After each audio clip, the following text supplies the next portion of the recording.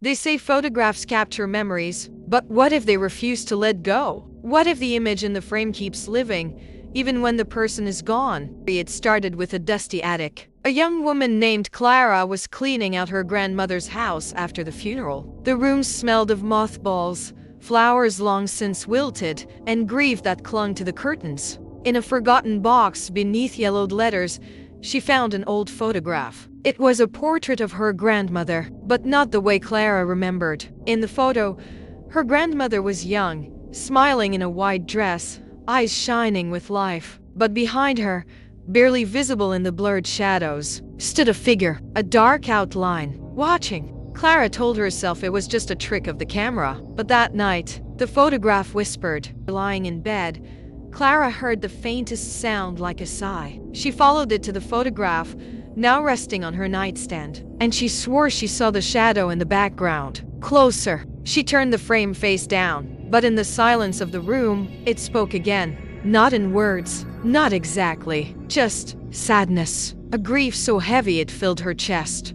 And then she noticed something else. The eyes of her grandmother in the photo were no longer smiling. They looked wet, as if they were crying. Clara couldn't stop staring. She searched the attic again, desperate for answers. Hidden in another box, she found her grandmother's diary, pages filled with guilt, scratched in trembling handwriting. He follows me every night in my dreams. The man from the photograph. He says I owe him, that I can never escape. Clara's heart broke. The grandmother she loved so dearly had carried this torment her whole life. But then came the line that froze her blood.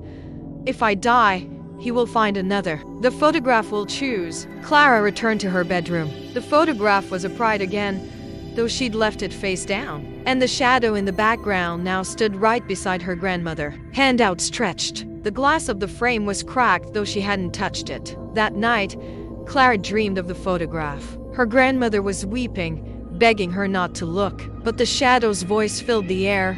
It is your turn now. Days later, Clara's neighbors reported strange noises from the house. When they checked inside, they found the bedroom empty. On the nightstand was the photograph. The grandmother's image was gone. In her place stood Clara, her face pale, her eyes wide, trapped behind the glass. And behind her, the shadow still waited. And now, it waits for you.